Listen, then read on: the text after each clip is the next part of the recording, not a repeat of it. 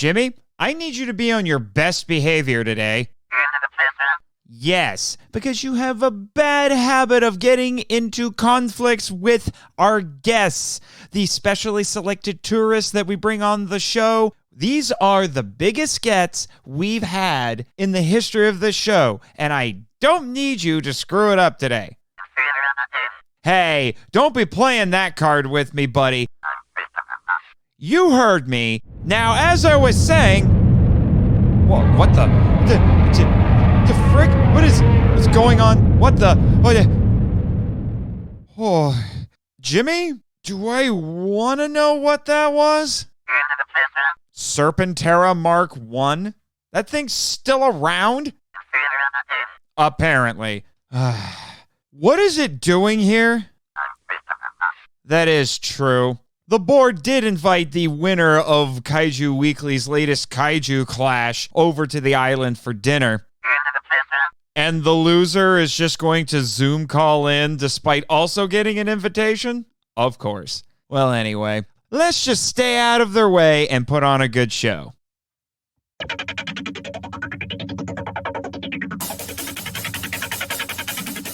Live from the KIJU studios in beautiful Ogasawara, this is the Monster Island Film Vault, episode 37, Godzilla, King of the Monsters 2019, featuring the Omni Viewer and Up from the Depths. Hello, Kaiju lovers, and welcome to the Monster Island Film Vault, a podcast seeking entertainment and enlightenment through tokusatsu. I am your host, the curator of the Film Vault here on Monster Island, Nate Marchand. But joining me today in a very special episode in the road to Godzilla vs. Kong is two well-known YouTubers. You know them, you love them. On my left here, I have Ryan, the Omni Viewer Collins, with his little sidekick Snazzy hanging out with Jimmy in the producer booth. Hello, ladies and gentlemen. I am the Omni Viewer, YouTube personality and author. And excuse me, sidekick? Yes, sidekick. Jimmy's my sidekick, so why not? Oh, calm down, man. You get to hang out with... What are you? That we're still trying to figure out. Yeah, I just sort of showed up one day. I don't know where I came from. And I don't know what this button does either. Tell me, what happens if I push it? Oh, come on. Stop poking Jet. Maybe I'll do it again. You seem to like it. No, Jimmy says no. You might turn Jet off. Well, I make no promises. Okay, that's totally fine. Totally fine. There are points where we have had a very crowded producer booth. You're not the first one to start hanging out in there with Jimmy. We'll call it like Sidekick Central at this point. Oh, calm down, Jimmy. I saw your finger going for that button. That's enough already. We got to introduce our next guest, the host of the Up from the Depths YouTube channel, Brandon Jacobs. Hello, thanks for having me. Yes, those soothing dulcet tones. Now, if I'm not mistaken, did you say that you have a Jet Jaguar hanging back there? A little bit, yes. Jet comes in sometimes during the recordings because he's our dump button. Okay.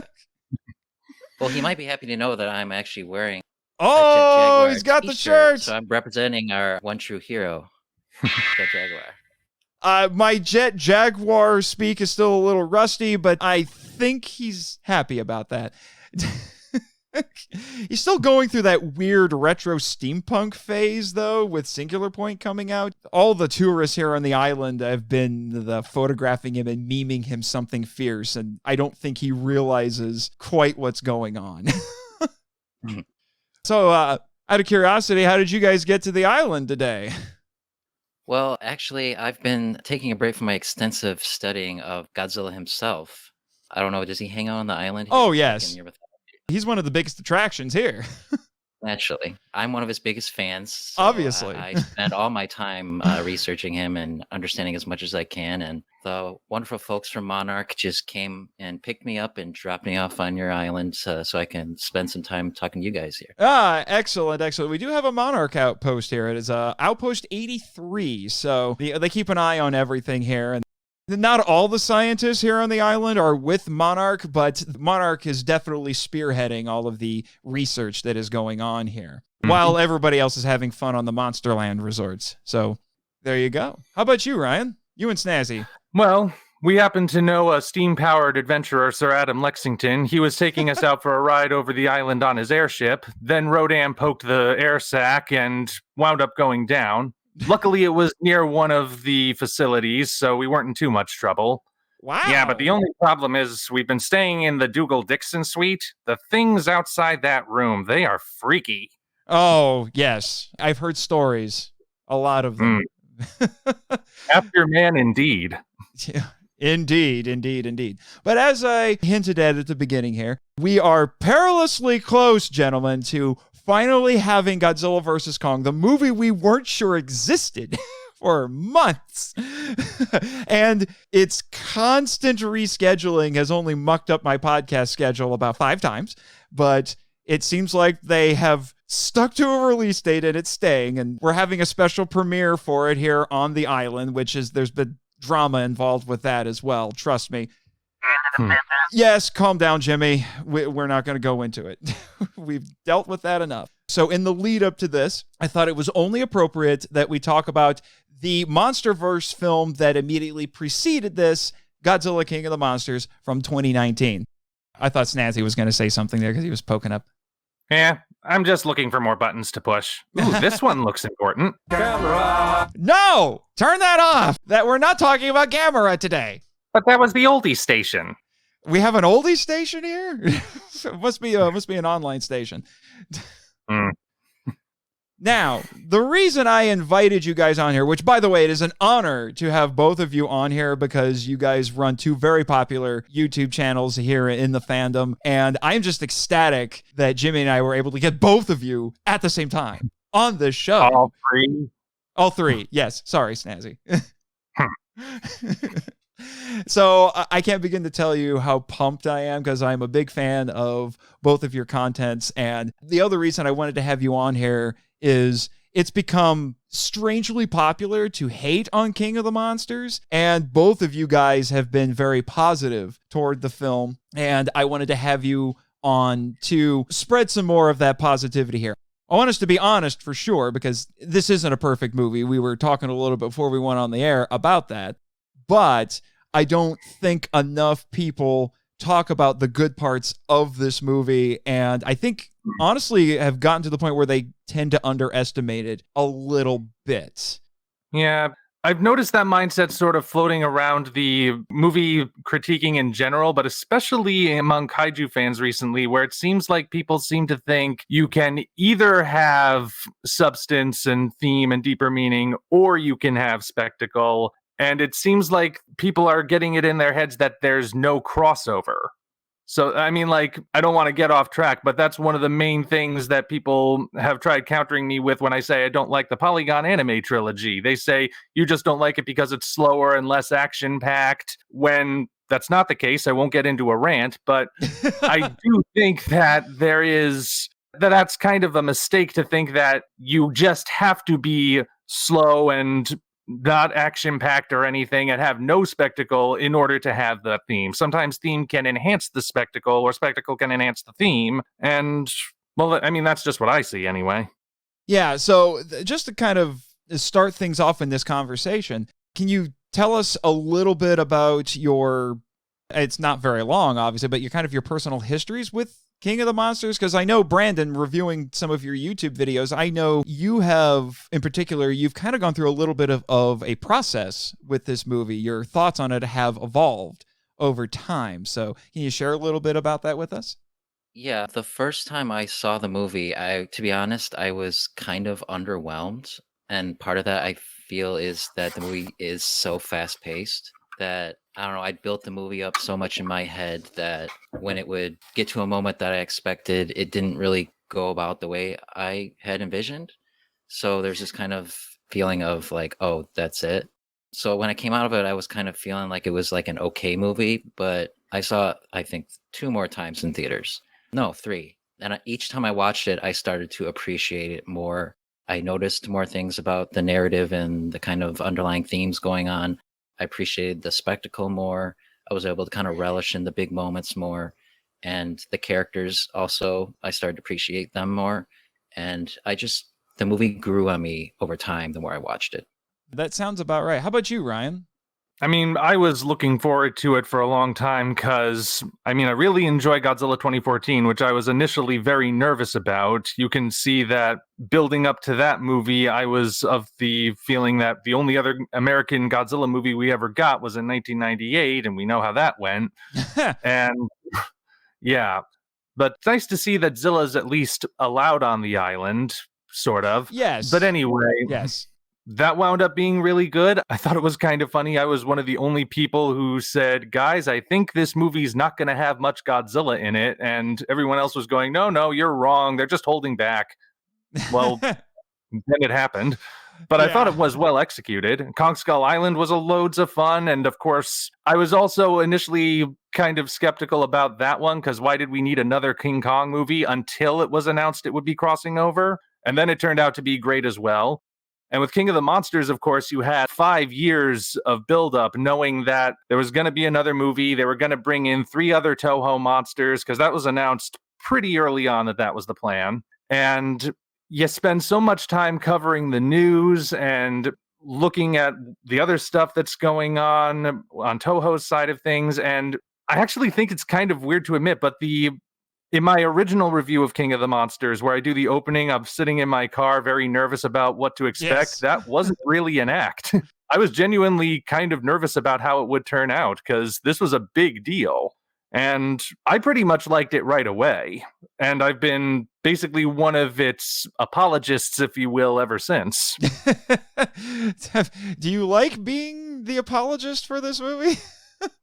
Hey, C.S. Lewis made a good career out of being an apologist for something else. Oh, except he was an apologist for God. You're the apologist for Godzilla?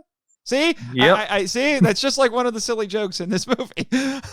Okay. I think that's another aspect of it is that this was going to be the first big Hollywood-produced Godzilla movie with King Ghidorah, Mothra, and Rodan, like the trifecta Toho. The Toho Trinity. Mm-hmm. Yeah, the holy trinity of Godzilla's kaiju roster. And 5 years of buildup, it's just like, this is going to be like the greatest movie of all time. And if you have that kind of expectation going in, even if the movie is good, which I've experienced in my life, even if the movie's good, you kind of are let down in a way because there's so much buildup in your head.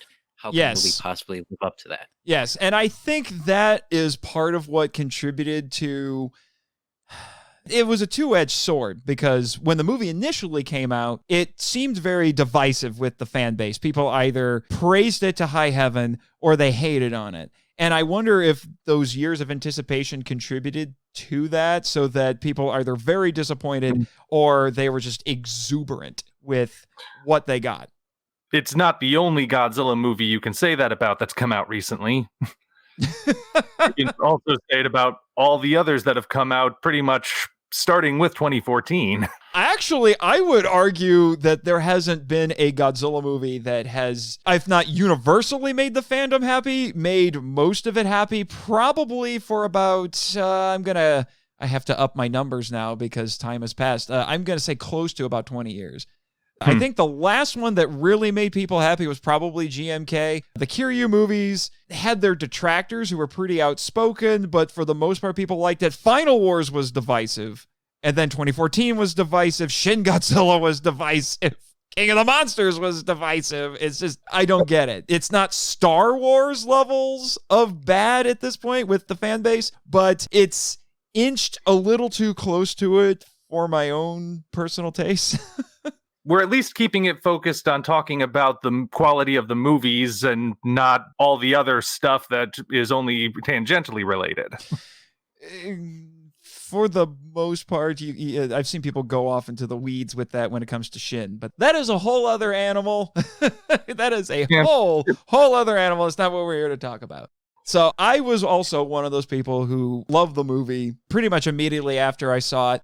And one of the things that dawned on me, because I actually had the privilege of being on a G-Fest panel discussing the movie with a couple of the guys from Dangerville, and I forget who else was on that, but it was like the two big guys from Dangerville. And one of the things I said in that panel, and I stick to it, is that the greatest strength and weakness of this movie is that it's a big budget Hollywood production for fans like us, which is great if you're a fan, but the impression I'm getting, and maybe you guys can vouch for this or tell me I'm wrong, I don't know, but I think because it's not a fan letter, but such a love letter to the fans, that it's a little inaccessible to the non-fan, perhaps? Yeah, to be honest, that thought crossed my mind the first time I watched it because I was on vacation with my family and I was like, I'm going to pay for all your tickets and we're going to see this in IMAX. And oh, wow. It's going to be, it's going to be great. And as I was watching it, all of them, except for maybe my brother, pretty much know nothing about Godzilla. Other than that, he's a big, giant dinosaur that shoots fire.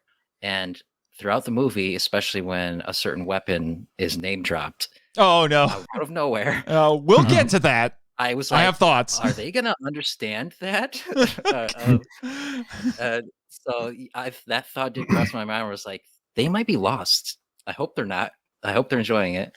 So yeah, that is something to think about. In my own experience, I also did a thing where I bought a bunch of tickets for a bunch of people to go see it on a preview night, not in IMAX because there are no IMAX theaters near me, unfortunately. But interestingly, like the only people who saw it and didn't like it, who weren't all that familiar with Godzilla, were people who weren't really sci-fi fans to begin with. There's one particular person who came along. I was starting to forge a friendship with him through church. It's still forging, but it's been kind of put on hold as of late because of greater global circumstances. He had no introduction to Godzilla at all, and he knew I was a huge Godzilla fan, so he checked out the 2014 film and really liked it, and knew that I was really looking forward to this, so he joined in, and he really liked the film. And he had no prior experience. He didn't know anything about the Oxygen Destroyer or Mothra or Ghidorah or the Anguirus skeleton that you can just barely see in the Hollow Earth or anything. And he was like, yeah, this is great. I'm enjoying it. I want to know more. And it's kind of served as a bit of a gateway, if you will, to getting him into the series as a whole. He's since seen the original Godzilla. He's seen the original Rodan. He's checked out a couple of the older Gamera movies because they're on Amazon. I think, as with most things, to say it's all one way or the other is a generalization. There's going to be instances where people who aren't fans will see it and not get it, or people who aren't fans will see it and want to know more. Yeah. I know there's been a lot of talk, and I've participated in this as well. And I know you have, Ryan, talking about why it underperformed at the box office. I know that was a big thing. I know another big thing was the whole Rotten Tomatoes score, which I did check before we went on the air, and it's remained pretty much unchanged after the first couple of months after the movie came out, which is, I think it's about like 42% for critics, but it's 83% for the audience score. So it's yet another example of the huge disparity that happens between critics and audiences. And you know, there's a lot of films that have turned out that way. Sometimes it's reversed. You know, the critics love it, but the audience hates it. So we could probably spend a whole podcast episode talking about the Rotten Tomatoes score, which I know was a controversy, and then analyzing why the film underperformed. And I think there was a multitude of factors for it. Things like, I think they showed too much in the promotion. It probably wasn't quite long enough after Endgame, because Endgame sucked the air out of every room it was in, understandably so, but there was a lot of stuff going on at that point. But what I wanted to focus on our initial part of the conversation is, go really quick, because there's a couple of topics that I want to hit with that, because that's what we do here on the Monster Island Film Vault. We're a film appreciation podcast. But what are a couple of things from each one of you that you really liked or didn't like about the film?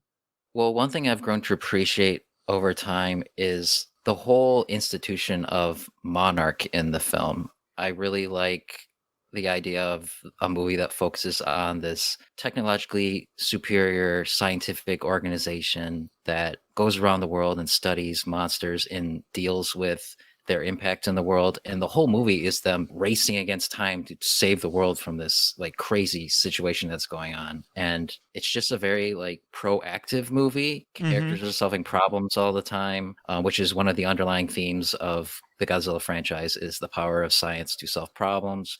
And so that's one element of the movie that I really, really enjoy a lot. Just want to say, if most cryptozoologists wish they had those kind of resources, right? We'd have found Bigfoot years ago. But Bigfoot might be here on the island. Well, actually, kind of is. We do have the snowman from Half Human, so. Oh yeah, thought I saw him lurking around somewhere. Yep, him and him and his kid. So. So I think what I really appreciate is the fact that the monsters are characters, and just like in the really good classic films, you can tell what they're thinking and feeling and planning to do just by watching them.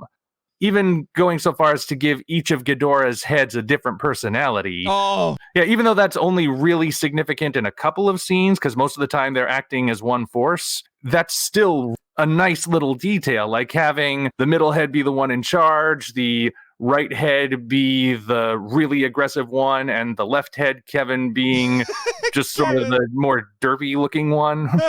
I miss the Kevin memes. That all got started because Dougherty tweeted out that someone asked him, did you name each of the heads for Ghidorah while you were making the movie? And he said, yes, Ichi, Ni, and Kevin. Ni, San, a.k.a. Kevin. So it became...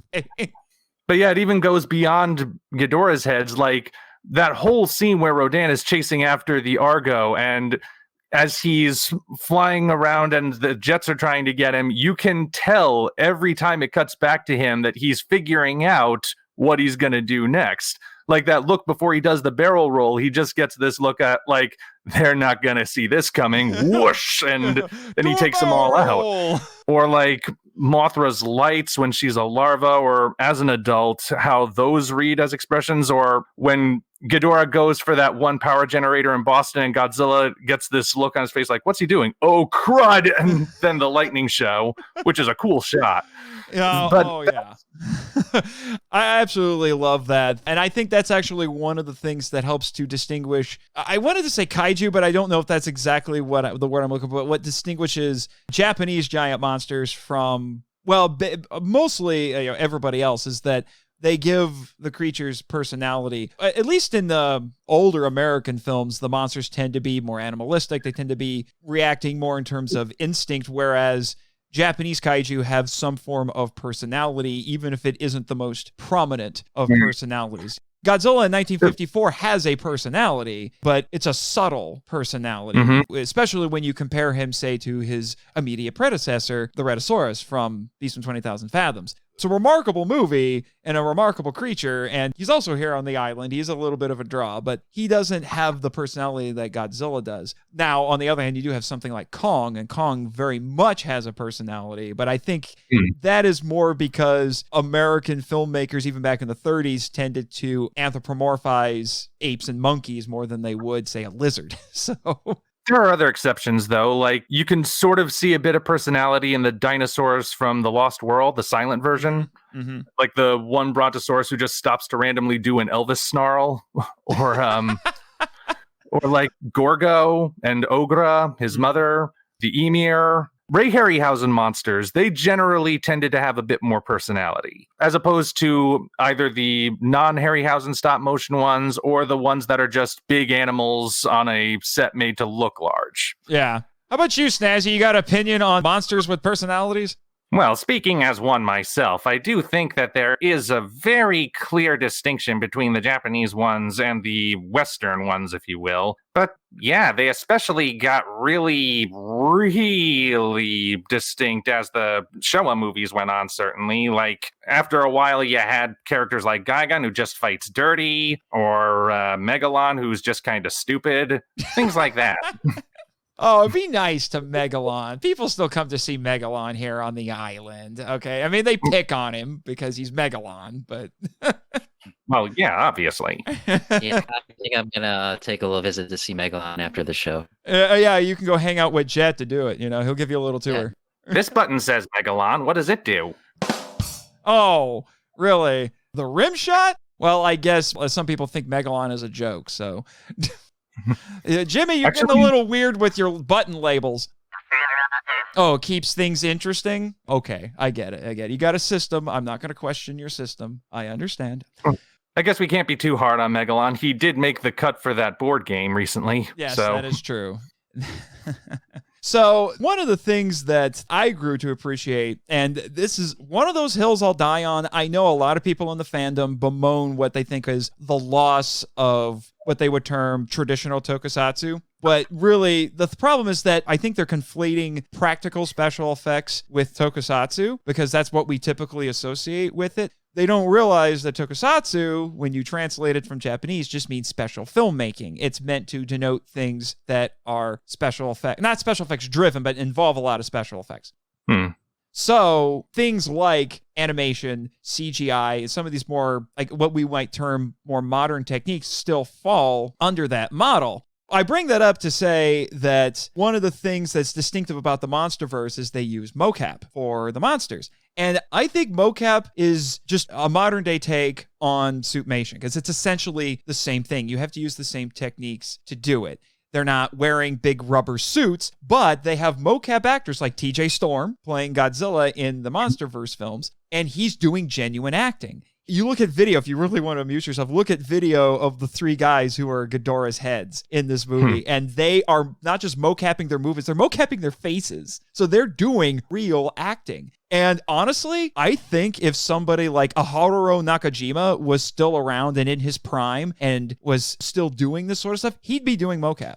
If Eiji Tsuburaya was around, I think he would love mocap. And he would want to find ways to use it. So when I hear people complain about, again, don't want to go down the rabbit hole, but when people complain about the fact that Godzilla in Shin Godzilla is CGI and he's not a suit, well, they did technically use mocap, and I've seen video of the guy they had do the mocap for that movie, and he had very interesting ideas behind his performance and his portrayal of the character. Now, I know there's other things you can talk about in terms of the execution of it, but again, that's a rabbit trail for another day. But and then you watch video of the actors when they were doing the fight scenes, they're actually interacting with one another and reacting to one another, choreographing it together, and then that's all saved into the computer and then gets modified later by the special effects artists. All of that to say, I really appreciate that because I do think it's part of the same tradition. Now, if this was just straight CGI, a la, say, ILM with, say, the Jurassic Park movies, where it's just whole cloth animated. There's a keyframing. That's what it is, keyframing. If it was just that, I could understand a bit more why people would be upset about it. But given that it is mocap, I still think it's in, like I said, the same tradition. To be honest, I feel like if Haruo Nakajima were still alive and acting as Godzilla, he would love mocap because acting in those rubber suits was a nightmare. Yes. And dangerous. Like, he's had numerous bouts with death playing Godzilla. And so the idea that you can just kind of be free to perform without being weighed down by that suit, he'd probably love that. Oh, I'm sure he would. But I will admit, as all of us at one point or another have acknowledged, this isn't a perfect movie. I do think the movie's shortcomings do get blown out of proportion a little bit. And the one I'll bring up to start the discussion is I don't think all the humor lands as well as they want to think it does. I've heard another podcast that criticized the film because they expected it to be funnier when it's being directed by Michael Dougherty, who did films like Krampus and Trick or Treat that have a dark, edgy sort of sense of humor to them, and you don't quite get that here. And so I can understand that. And yeah, not all the jokes work. I mean, do we really want to talk about the Ghidorah gonorrhea thing? That was one of the stupidest things in this movie. That was incredibly unfortunate. Then there are other ones, as we joked about a little bit earlier, with the, my God, Zilla. I mean, it's obvious, but it's funny. I mean, I may as well throw in the rim shot for it because it's that kind of a joke. And Honestly, I will admit, honestly, I've made that joke in real life before. I think we all have. We all have. I mean, it's obvious. I mean, my introduction to Godzilla films was visiting my grandmother and catching this marathon that was going on WGN. It was called Oh My Godzilla Weekend. It's an old joke. You may as well just use it once. Why not? It hasn't stopped the makers of Doctor Who from punning off of that title forever. Yeah.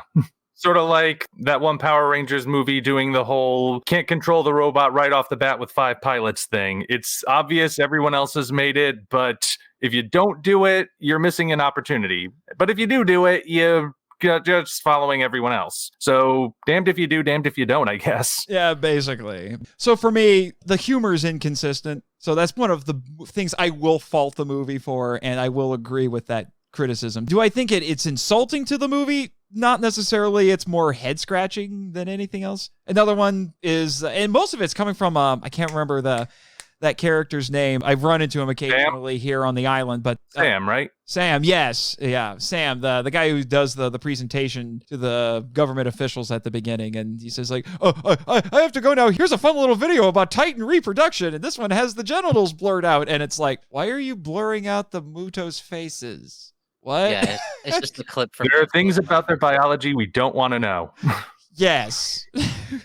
But you have to start asking questions like, wait a minute, what did we see in the previous movie? Do we want to... Okay, moving on. I don't know. Maybe that was purely done as a joke. Maybe the whole video was a joke. It was just trolling, basically. Yeah, I don't know. That's one of those things. The first cut of this movie was 3 hours long, and as I'm sure we'll talk about, there's some pacing issues with this movie, and you know what? Hashtag release the Dougherty cut. Let's start a new movement, guys. We got the Snyder cut. Let's get that Dougherty cut now. So... and it'll be a heck of a lot easier and cheaper to produce. So, yeah. So maybe that's one of the things that would have got fleshed out in that. But what about you guys? I'm totally with you there on the humor. And I think part of that is because with the idea of movies having a more international audience, you want jokes that are a bit easier to translate into other languages. Which, I mean, on the one hand, the movie's for everyone, but on the other hand, you're left with some really weak jokes. But one thing I think a lot of people would even agree on this would be not quite enough Mothra. Like I've said in the past, Mothra makes a huge impression whenever she's on screen, as all the monsters do. Would have been nice if we got just a little bit more of her. Because despite the controversy of when the initial design was revealed and people were going, that's way too slender, it's practically unrecognizable, in execution, Mothra looked amazing. So it would have been nice to see a bit more of that. It's actually weird. I think I remember someone saying at one point that Mothra technically has more screen time than Rodan, yet it feels like Rodan is in the movie more than Mothra. I think that's because Rodan has such a great standout scene, because let's be honest, Rodan hasn't looked that good since 1956. Yeah. And it was amazing. So I think because of that, he stands out more in people's minds, where Mothra didn't have quite, other than that, probably that first scene with the larva, she didn't have as dramatic a scene in most of the movie. Yeah, the adult Mothra never really got a standout scene like Rodan did. And so because of that, she felt kind of cast aside compared to the other monsters. Which is a shame because there are elements of her design you don't really get to see them, like the fact that the dots on the edges of her wings look like Godzilla's eyes to kind of visually show that they have this kind of relationship. Symbiotic. Nature. Yeah, and you never get to really see that clearly in the movie. So it's something that only, like, if you're really paying attention, you're going to notice. Well, she does get a standout scene. It's just her final scene. Yes. Yeah. Which people have lost their mind a little bit with, because if you listen to Dougherty's commentary, he flat out says, oh yeah, Mothra does this all the time for Godzilla. Not quite. Maybe he's referring to in-universe. Possibly. I do think there are some people who've been unnecessarily harsh on Dougherty when it comes to some of the things he's said in the commentary and elsewhere about this movie, but I don't fault him. People being unnecessarily mean on the internet? Who would have thought? Stop the presses. Exactly, Jimmy. We've had our fair share of dealing with that as well. Which is why we work really hard to be a positive force in the fandom on the internet. As I feel like you guys do as well, just throwing that out there. But yeah, and I've also heard some people complain about the design, and they don't like that she had the little mantis mandibles, but they did that so she could actually interact with things as opposed to just flapping wings. And one of the weirdest ones is I actually had a conversation with a young woman at G-Fest who was complaining that they gave Mothra a stinger, and we keep it family friendly here on the show, but I'm going to dive into this a little bit. So kids, if you're listening, you might want to ask mom and dad a few questions. I see you there, Snazzy. But she made the argument that by giving her stinger, they made Mothra phallic, especially with impaling Rodan with it. And my counter to that was it's actual insect biology. Wasps have stingers. Also, Mothra had a stinger in GMK. So this is not weird. And I don't think it robs Mothra of that feminine nature that she has by doing that, because it's still adhering to some form of insect biology. It was a stinger that shot a bunch of smaller stingers. True, Snazzy. See, you're correcting me better than Jimmy is right now. Maybe I should have you replace Jimmy. Oh, I'm just kidding, man. Calm down. Hey, I've died fewer times than you, pal. Oh, you like that headlock there, Snazzy?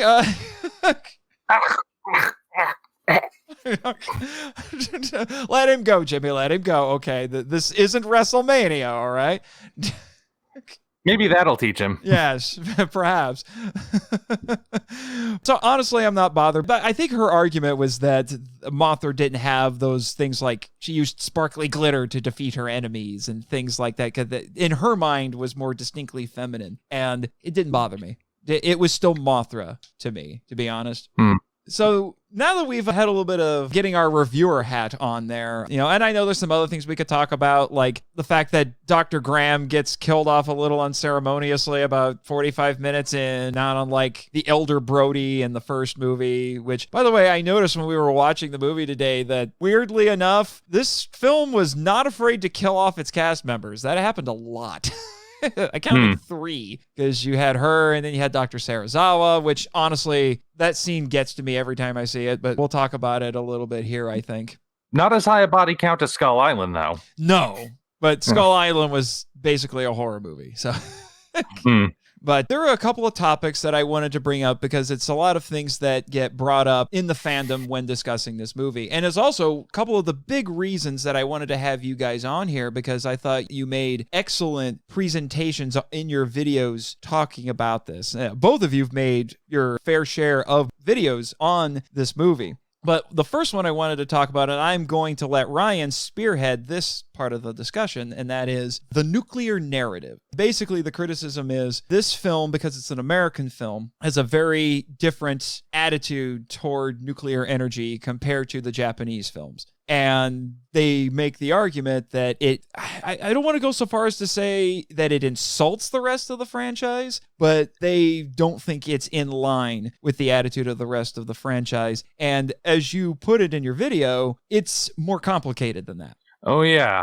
Way more complicated, because I think one thing that's interesting about each new Godzilla movie that has come out recently is it's always gotten me to go back to the original 1954 film and look at that one in a new light.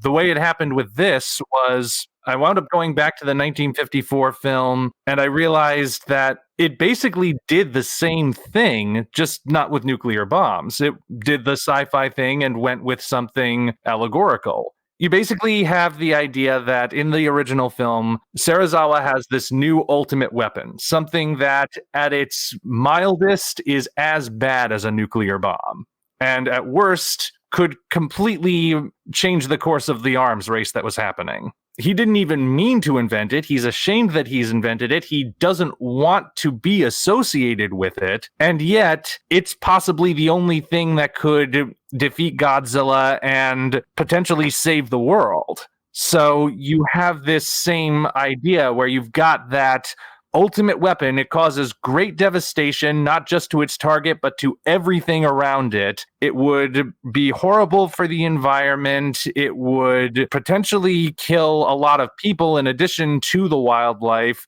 But using it still could be the best possible choice. Of all the bad choices, that would be the best choice. And the other choice, of course, is to do nothing and just either wait for someone else to develop a horrible weapon or just let Godzilla go unchecked. And it's kind of similar to that idea of we've got to end this war that we're fighting across the Pacific. And what was the argument? It'll shave the war short by how many years and save millions of lives? Mm-hmm.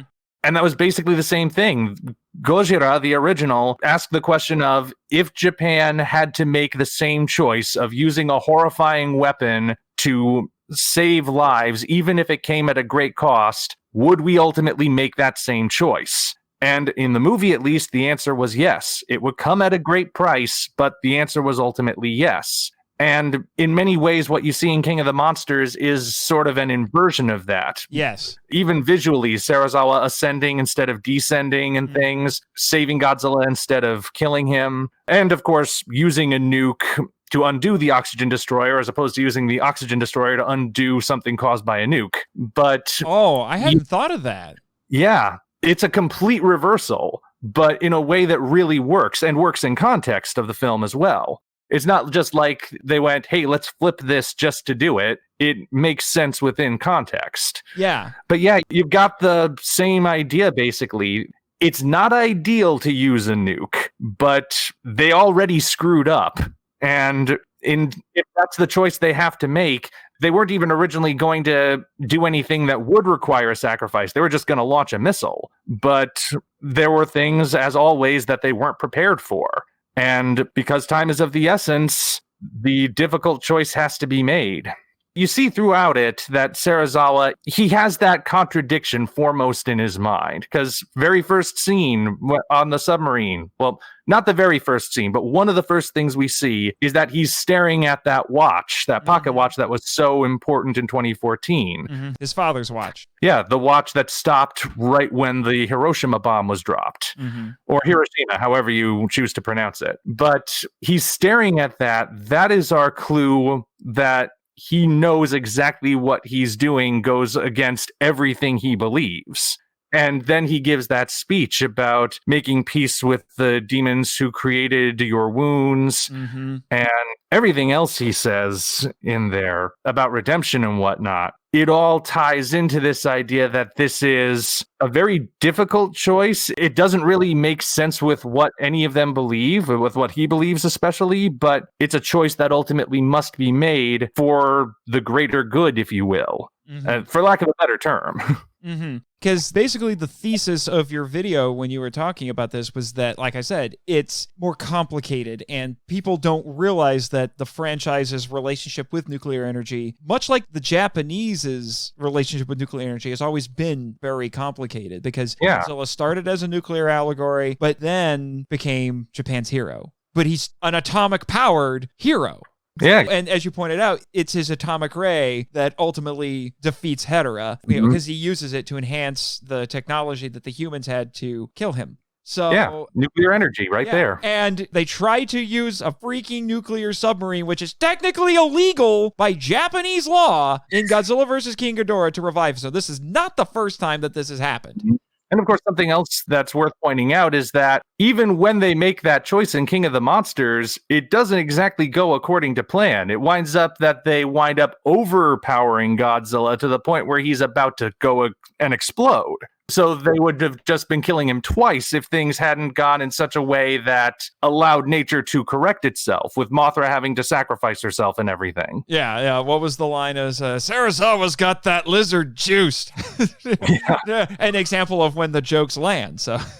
Yeah. And the fact that, as you pointed out, we get this on the heels of the oxygen destroyer, which, okay, I will admit is one of my gripes with the movie because it's just a name drop. It's the first time we've had an oxygen destroyer really since the original movie. It's not given nearly the weight that it deserved. You could have called that thing Super Nuke and it would have accomplished the exact same thing. But it fails. It's essentially a WMD. And by the way, I feel no shame in the fact that when I saw this at G-Fest and they have the shot after the thing goes off and there's all the dead fish coming up, and I said, "That's a lot of fish!" And people either laughed or groaned at me. Shame on you. Yes, I know, Jimmy. Shame. Anyway, they tried using a WMD. And it didn't work. And like you said, they have to make this very difficult decision to try this. And that scene with Serizawa gets to me every time I see it. To be honest, I think the part that really just broke me was when he says "goodbye, old friend" in Japanese to him. That just wrecked me. And I think that was actually Ken Watanabe's idea on set. It was scripted in English, but he said, "No, I'm going to say it in Japanese." It's one of those subtle little things connecting back to Godzilla's very Japanese origins. And it's just, it just works so much. I could probably spend the whole podcast just talking about that. So I think your point is valid, and I think more people need to consider that it's not as simple as they want to paint it out to be. And I know people like Honda and a lot of people who worked on those old movies in particular were not the biggest fans of nuclear energy, but they played around with things in those old movies.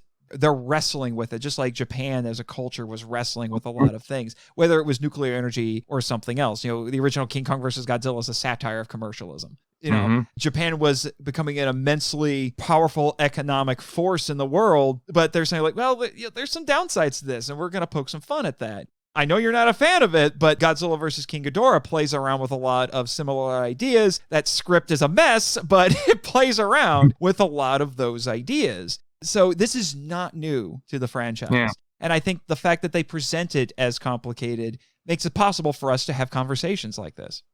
Time to get a new watch. Yes. Like the movie says. And then the next thing and I have a fair amount of notes on this myself because I read several articles on it, because there's actually been a lot of people who were talking about this, but I was glad someone else pointed this out, as you did, Brandon, which is the spirituality of this movie, which also goes over people's heads. Right. I think the genesis for how I kind of started analyzing the movie in this way is the line that Michael Dougherty, the director, said when the kind of thesis for the movie is he wanted to put the God back in Godzilla. And if you look at the movie with that in mind, so many narrative and aesthetic and design choices that go into the movie is to present kind of this, it's basically a movie about mankind's relationship with God. Only in this movie, God happens to be a giant 350-foot tall radioactive dinosaur. Which is absolutely bonkers and amazing. Yes. And then you have Ghidorah, who is basically like this three-headed serpent that emerges from Antarctica, which is the closest thing you can get to like hell on Earth. An underworld. Yes, it's completely inhospitable to humans. And plus, I think in Dante's Inferno, people have pointed this out to me. Maybe Ryan, you can point, because I don't know that much about Dante's Inferno. I think it's the lowest circle. I wouldn't say 13th, but the lowest circle of hell is frozen. It's the innermost circle where Satan himself resides, chewing on traitors, basically. Yeah, and I think three-headed, possibly. Oh, I'd have to look that up. I know it's more than one mouth devouring traitors over and over again. Well, and the promotional materials leading up to this movie and even a lot of the imagery and terminology used for Ghidorah is very devil-like. Like there was a bit from the viral marketing that it was supposed to be someone when they discovered Ghidorah said, "The devil has three heads." That was Graham. Yes. Yeah. The devil has three heads. There's definitely, I feel like, some allusions to the Beast of Revelation. Now that one had 7 heads. Ghidorah needs 4 more there, but yeah. And I don't mean to keep stepping on you, but there's also a Lovecraft connection. At the Mountains of Madness was set in Antarctica, and there's whatever lurks in the mountains that even the Elder Things were afraid of. Right. Yeah, I've thought about that too. So, and of course, Lovecraft deals with these otherworldly beings that are so beyond our comprehension that they might as well be gods. So there's even a Lovecraftian element to this movie that I really... I would argue that there's always been a bit of a Lovecraftian element to Ghidorah, even going back to 1964. There's the an outer element space of it. Ghidorah is very Lovecraftian in concept. I think that's one of the reasons I prefer that over the Heisei mutated. The bioweapon from the future. Yeah. Like that's made from Pokemon. Yeah. Yeah. Be nice to the Dorats. They're around here. So we just make sure not to feed them radiation after midnight because we know what happens. So Gotta catch them all. Yep. But I was also thinking, they bring this up in the movie, Ghidorah is from space, and I think it also plays into that devil aspect, the fall from heaven, the devil being cast out to Earth. And Lucifer means morning star, so he's falling from the sky. Right. See, I didn't even know that. So even like, Yeah. yeah. So that even boisters, I guess, my point even more. Yeah. So all this is very intentional by Michael Dougherty. And if you're not looking for it, it's easy not to pick up on it because at the end of the day, it's still a summer blockbuster. Yeah. You were pointing out that Mothra is very angelic. Right. Mothra's like the angel on God's side, and God is Godzilla. And then you have a Rodan who's very demon-like. He emerges from a volcano. He's covered in lava. He's got burning embers on his wings. He literally flies over the surface and just destroys everything in his path. So he's almost like kind of like making way for Satan or Lucifer's new world that he's going to build once he casts aside his rival, which is Godzilla. Yeah. And you mentioned this a little bit in your video, but I've heard some other people talk about this a little bit. Rodan is... Since he's a wild card, he basically just declares his allegiance to whoever he thinks is the biggest guy in the room, essentially. He's kind of like the Starscream of the movie, you know?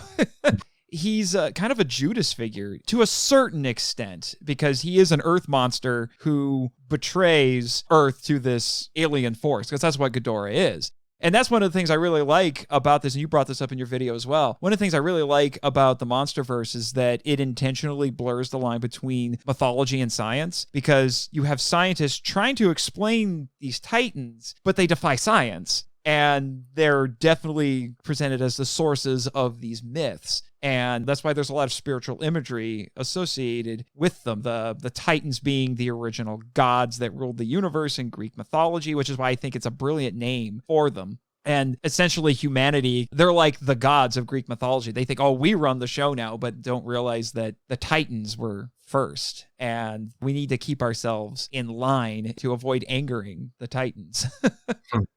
And part of the narrative of the movie about humanity's relationship with Godzilla is that, again, going back to the oxygen destroyer, just as when Godzilla is about to take care of Ghidorah, he's got him pinned, he's got him on his turf in the ocean. Ghidorah stands no chance. He's already ripped off one of his heads. Like, he's pretty much done. But then what does humanity go and do?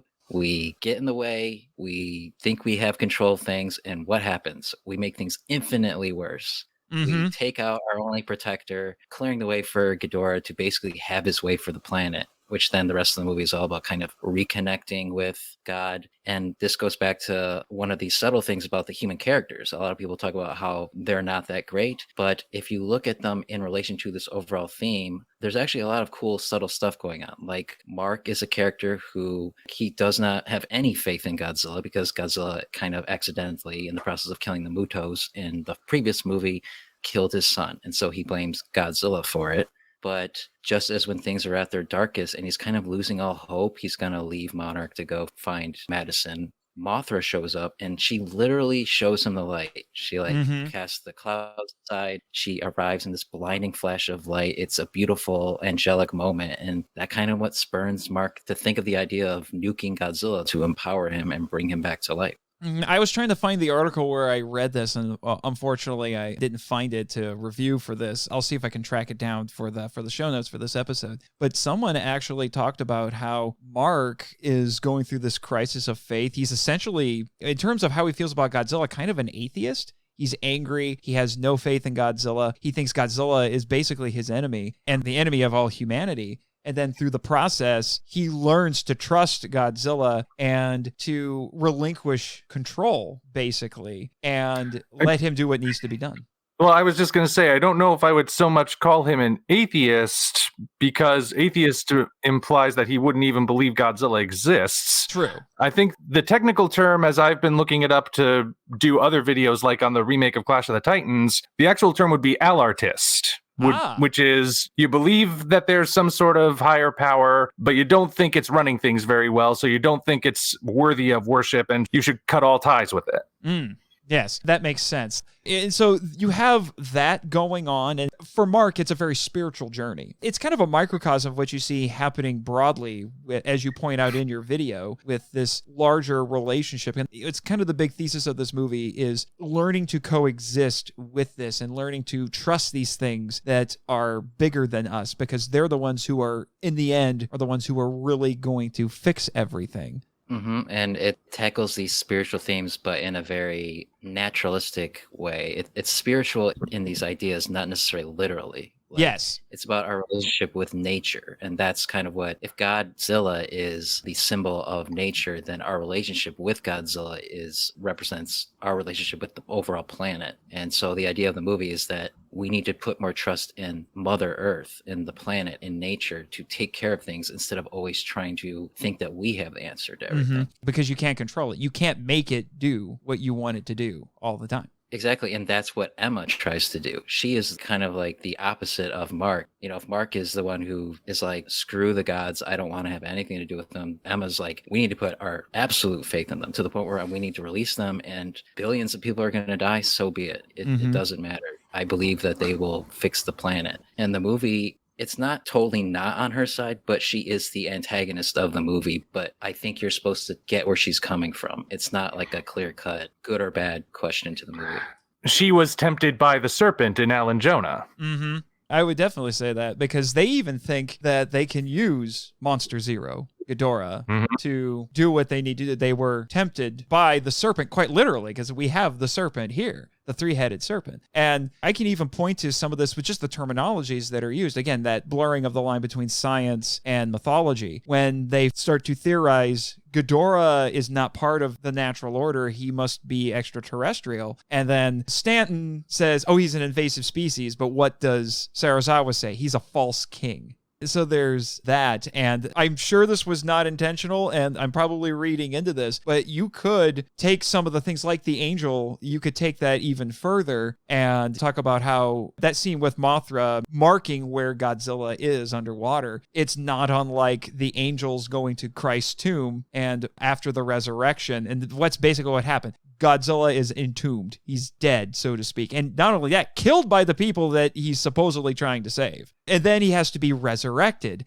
I mean, I don't necessarily want to start calling Godzilla Messiah of the monsters, but you could go there.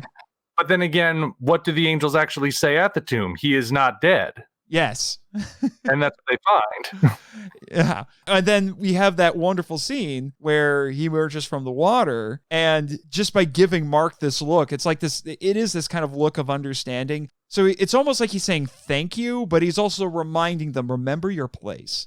Yeah, because one of the characteristics of Godzilla, especially in these movies, is he's very apathetic towards humans. He doesn't really care that are around him. He doesn't go out of his way to hurt them, but he doesn't pay the attention to them, really. The only time we ever see him even glance at humanity is in 2014 when he sees Ford Brody. He kind of gives him a little look, and that's it. And so this is the second time where he's acknowledged humanity's presence. And it's a very unemotional, like, I see you.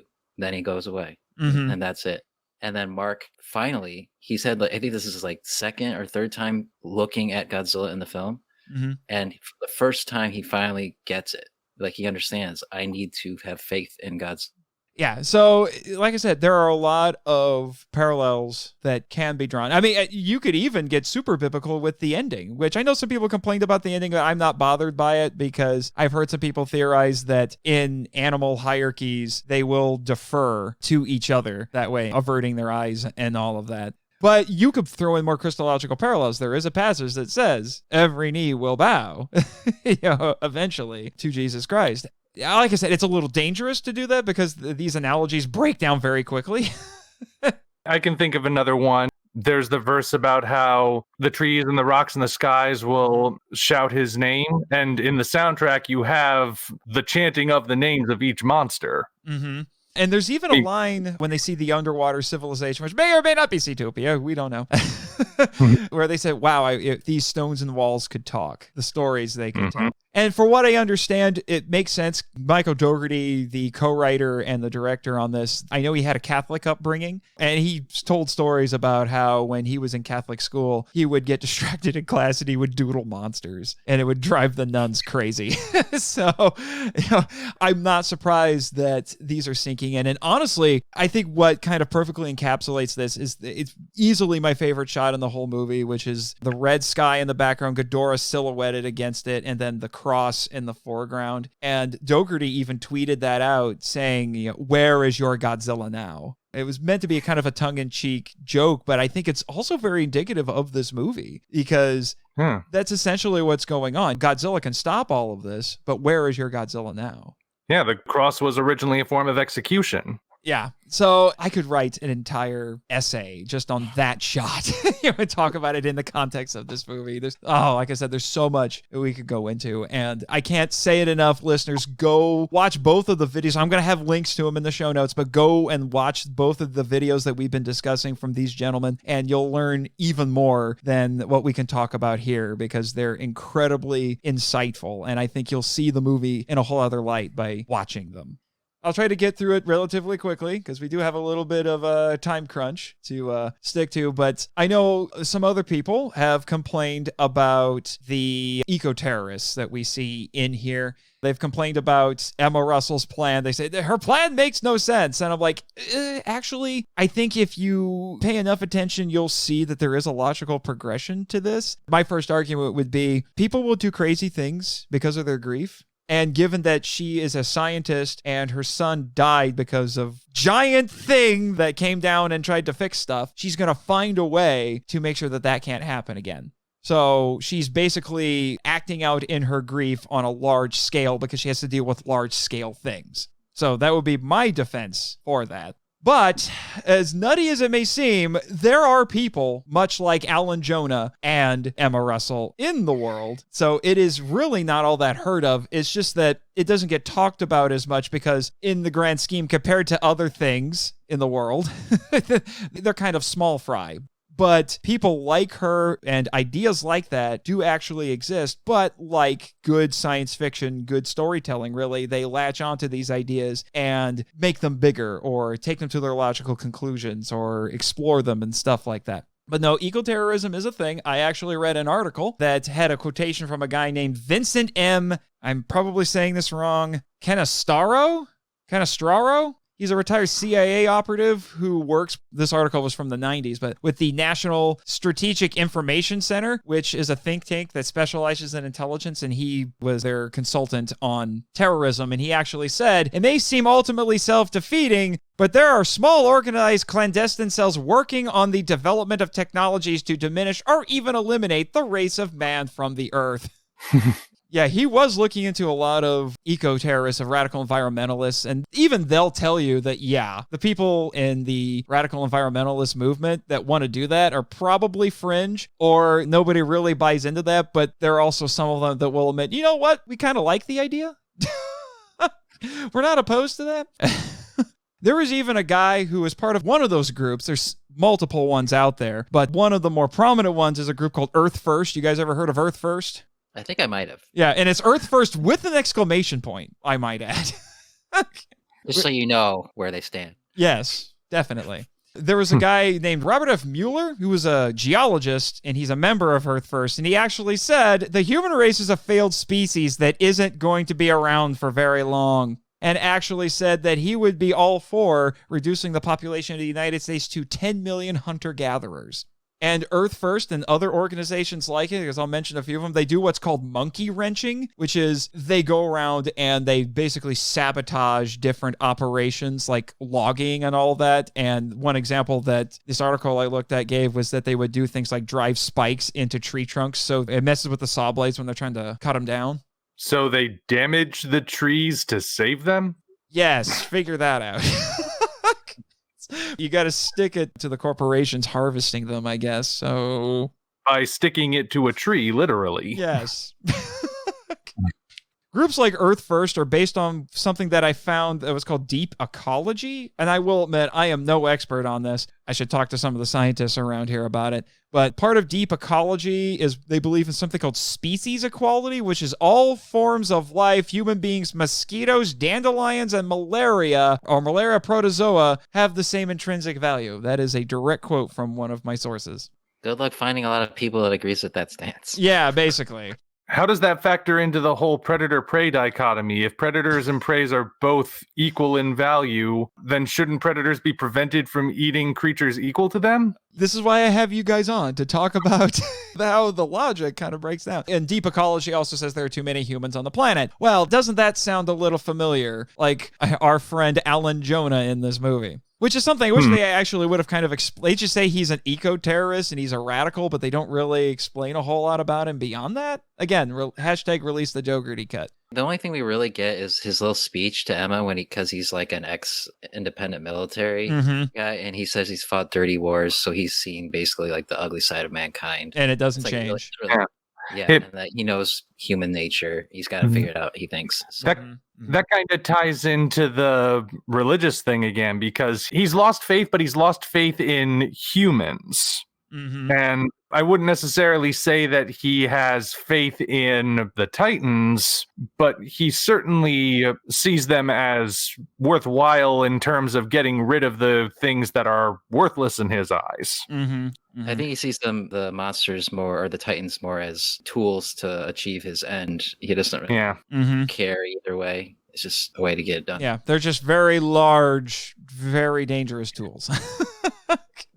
But here's the thing, though. There have been people, like I said, on the fringes who really buy into the ideas like this. There was even a letter, an anonymous letter, sent into the Earth First Journal in 1984 that read, and I quote, "The only way to stop all the destruction of our home is to decrease the birth rate or increase the death rate. It does no good to kill a few selected folks. It is a retail operation." What, is Walmart doing this? I'm just saying.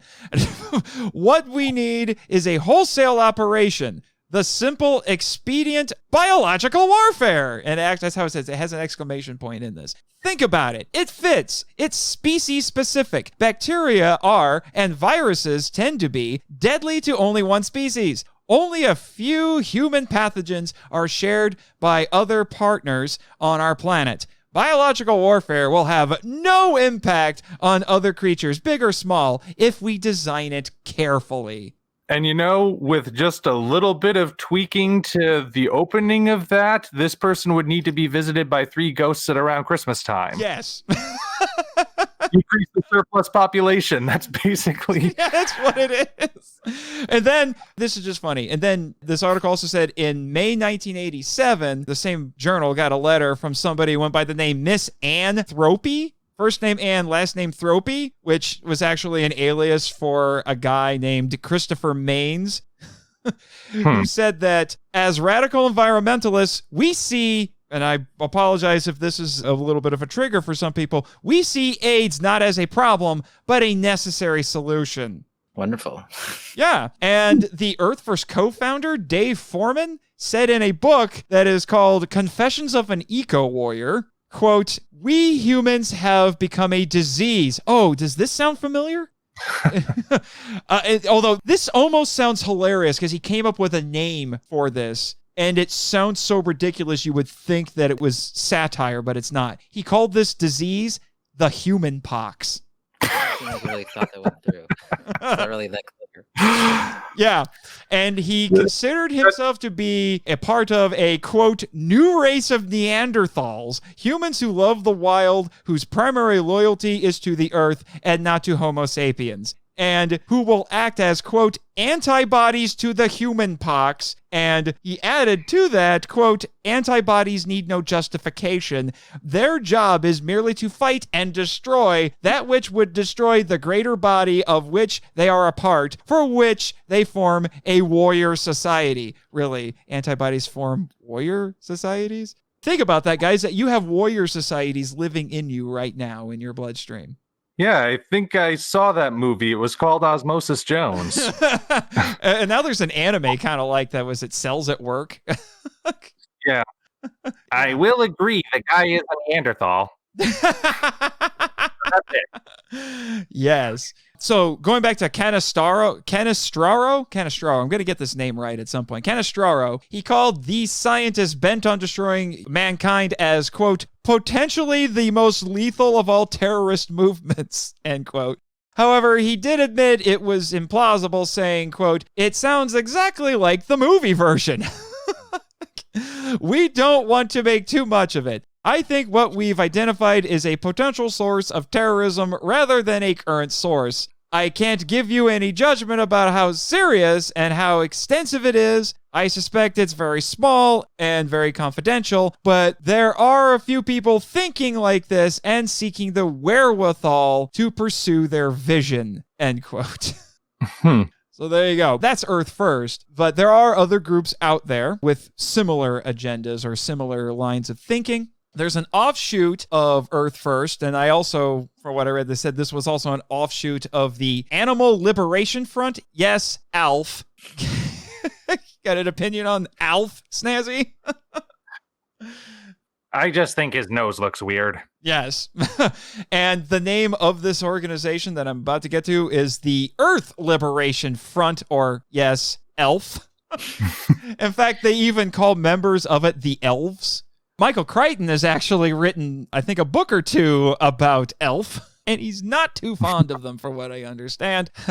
They claim to use, quote, economic sabotage and guerrilla warfare to stop the exploitation and destruction of the environment, end quote. Again, does this sound familiar? And they do many of the same things that Earth First does. They started in the UK in 1992, and now they're in 17 countries. And they were classified as a domestic terrorist group by the FBI in 2001. Now, no one's died in their attacks, so the FBI Deputy Assistant Director for Counterterrorism said, I think we're lucky. Once you set one of these fires, they can go way out of control, end quote. So those are actual terrorist organizations, but there's also, and I didn't look into this quite as much, so I'll just give you the long and short of it. Have you guys ever heard of the Voluntary Human Extinction Movement, or Vehement? That's actually how they want the name pronounced. I have. No, but I mean, I can sort of derive a lot of what they're about from the name. Yes. And how they feel about it. Yes. They're based in Portland. Their slogan is live long and die out. And their purpose is to get people not to have children. In fact, I read on their official website that their founder at age 25 got himself a vasectomy because he truly believed that. Well, that's somewhat of a relief. So I bring all of that up to say Emma Russell and Ellen Jonah are not as crazy or far-fetched as you might think.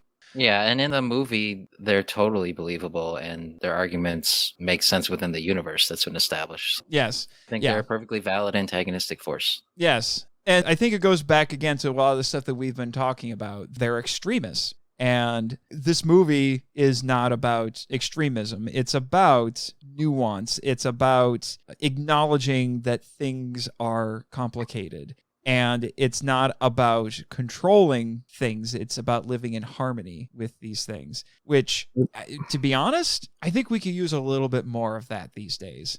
It's about balance. You don't go so far in one direction or the other that you wind up just causing things to go wrong. You got to meet somewhere in the middle. You've got to work with the thing that might even seem opposed to you. Mm-hmm.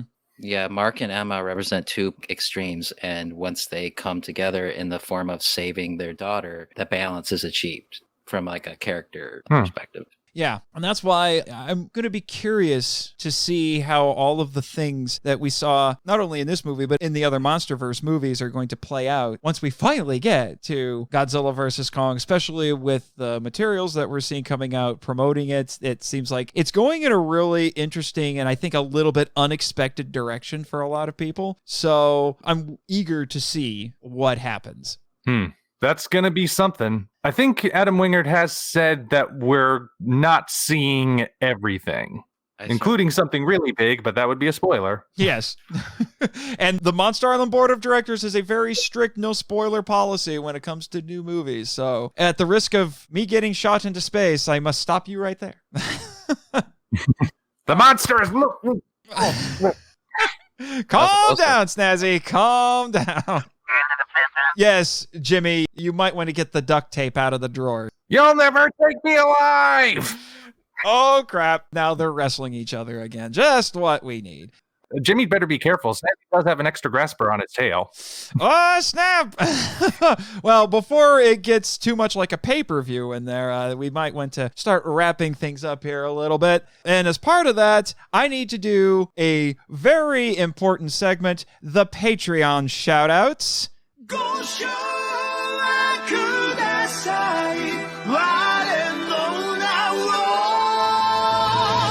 Damon Noise!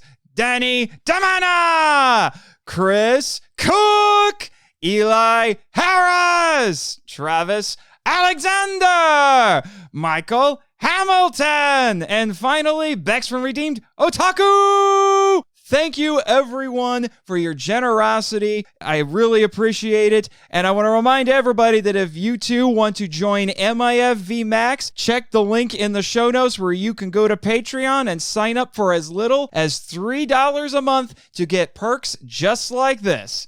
All right. Thanks for indulging me there, fellas. I appreciate it. Should have had you join in, Snazzy. It looks like something you would have had fun with.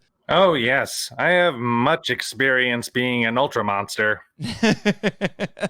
I need to hear about this. This could be very amusing. It's actually true. There's a charity I'm involved in with some other authors called Kaiju versus Cancer. Yes. Yeah, we released an anthology of short stories, and the one we did is actually an Ultraman pastiche with him. Oh, that sounds amazing. Nice. Oh my gosh. If you guys are really diving into the Ultraman, I should have you come back on for some Ultraman stuff later. Maybe one day. Yes, maybe one day. So, as I said, gentlemen, this is leading us not only to our next episode, but probably one of the biggest kaiju films to come out in a really, really long time. Yeah. Come on.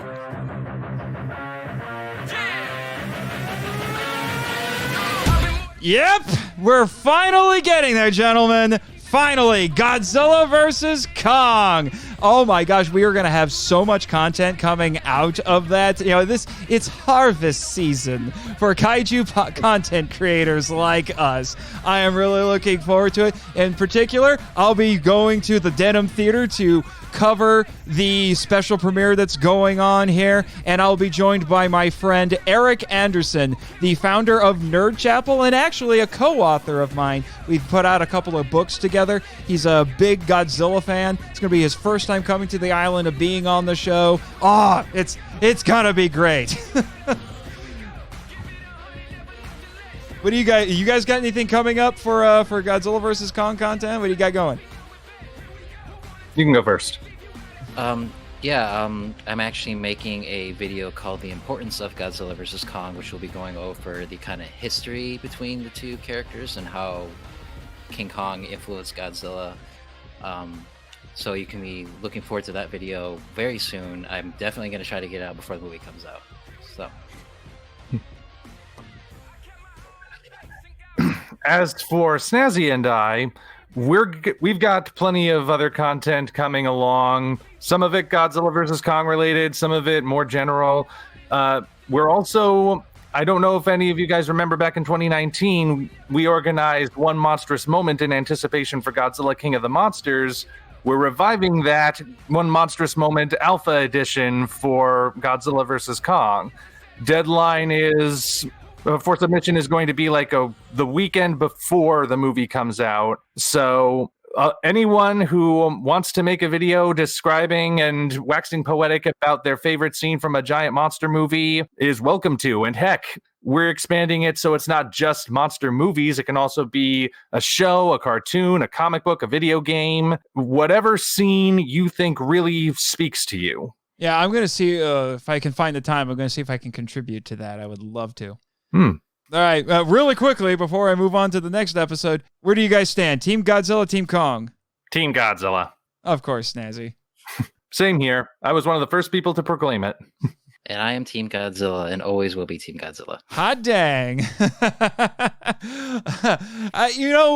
To be honest, I would normally be Team Godzilla, but maybe I'm buying into the advertising, but I might be inching a little toward Team Kong because, I like the underdog.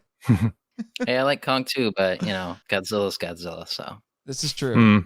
All right, and then after that, we'll be continuing, much to my chagrin, the Year of Gamera. This time I will be looking at Gamera versus Virus. I've heard it pronounced a couple different ways. From 1968. Yes, Jimmy, I know you're looking forward to it because it's about a very, shall we say, exciting chapter of your life. But anyway, I will be joined by Jack G-Man Hudgens and J.R. Villers from The Drift Space for that one. So it should prove to be very entertaining, to say the least. For the last time, Jimmy, don't go getting into a rematch for that bar fight you had with G-Man the last time he was here. I'm telling you, he's going to start scaring my guests away. Yeah, just call me. I think I can take him. Yes, I mean, he also needs you to come in and fill in for him if he keeps this up. Either that or I'll have Jet do it. Jet's filled in for him on one occasion, so we'll see how that goes. But thank you. I'll definitely keep your resume on file. You're quite welcome. Oh, one more button, just for the heck of it.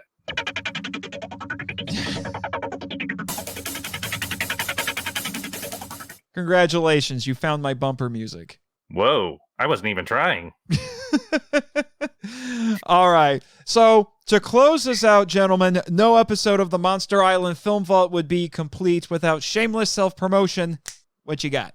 Well, I am an author, and I've got 3 books currently out that you can get on Amazon. There's Operation Red Dragon, The Daikaiju Wars Part 1, which is kaiju-centric. It's also got some heavy influence from anime and a bunch of other things. There's Occult Mafia, which is more of a horror story. Horror infused with a little mystery and a little western. Deals more with classic kind of monsters, vampires, werewolves, those sort of thing. And Emerald of Maddox City, which is an urban fantasy styled as a series of short stories. And they are all set in the same universe, but you can read each one of them individually. So whichever one you decide to start with, that is just as good a starting point as the others. And hopefully there will be a 4th one coming soon, something that's more just a general short story anthology, but I'm working on sequels to all of the 3 books that are already out.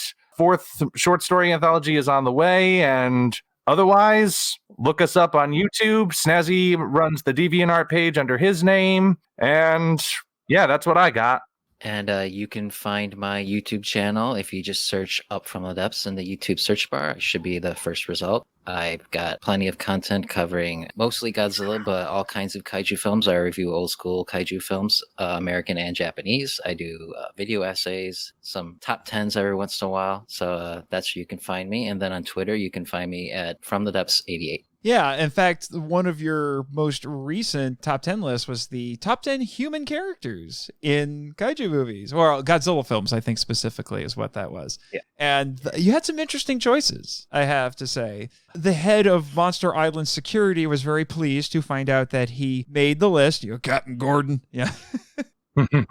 Because we all love Captain Gordon around here, unless you're William H. George III, the special envoy for the Monster Island Board of Directors. Those two don't get along. That might be the other fight I have to referee around here, so yeah. And also, I'm just going to throw this out there, since you talked about your books, Ryan, I also am an author, and I just had a new book published in December. The paperback is now out. It's called Zorzum and the God Who Devours. I co-authored it with my friends Nick Hayden, who's been on the show a couple of times, and Aaron Brosman, who is a Twitch streamer. His name is Crop Circles IN. It's a sword and sorcery story in the vein of Robert E. Howard, but, and I have the stones to say this, Zorzum is a barbarian cooler than Conan. Mic drop, not literally, because we run a podcast around here. So, but I'm very proud of that. Quite the claim to make, sir. Yes. In fact, actually, as of this broadcast, if you listen to the latest episode of the Derailed Trains of Thought podcast, which is co-hosted by Nick Hayden, you'll get to hear me read the first chapter of that book, and that was tremendous fun, I have to say. I'm starting to wonder if I missed my calling as an audiobook reader. So thanks a lot, gentlemen. If any of you out there would love to send us feedback about this or any other episode that we've covered, all of the social media and contact information will be in the credits. Speaking of which, Jimmy and Snazzy, cue credits! Thank you for listening to the Monster Island Film Vault, a podcast produced and hosted by Nate Marchand. If you enjoy the show and want to join the discussion, we'd love to hear from you. So email us at feedback@monsterislandfilmvault.com. Your message could be read on a future episode of the show. Our website is monsterislandfilmvault.com. Follow us on Facebook and Instagram at Monster Island Film Vault, and on Twitter, where our handle is at TheMonsterIsla1. You can also follow Jimmy from NASA on Twitter at NASAJimmy, and the Monster Island Board of Directors at Monster Isla BOD. I have fulfilled my contractual obligations! And be sure to subscribe to us on YouTube, Spotify, and Twitch. The podcast logo was created by Tyler Souls from TylerDrawsComics.com. Our theme song is Wanderer on the Offensive live edit by B33J, Sarax, Juan Madrano, and Nonsensical Lexus, which is a remix of Counterattack, Battle with the Colossus, and The Open Way, Battle with the Colossus by Kowatani from the video game Shadow of the Colossus. All film and audio clips belong to their respective copyright holders, and no infringement is intended or implied. Please rate and review us on Apple Podcasts and or Podchaser to spread the word about the show. You can also support us by joining MIFV Max on Patreon. The Monster Island Film Vault is a Moonlighting Ninjas media production. Sayonara!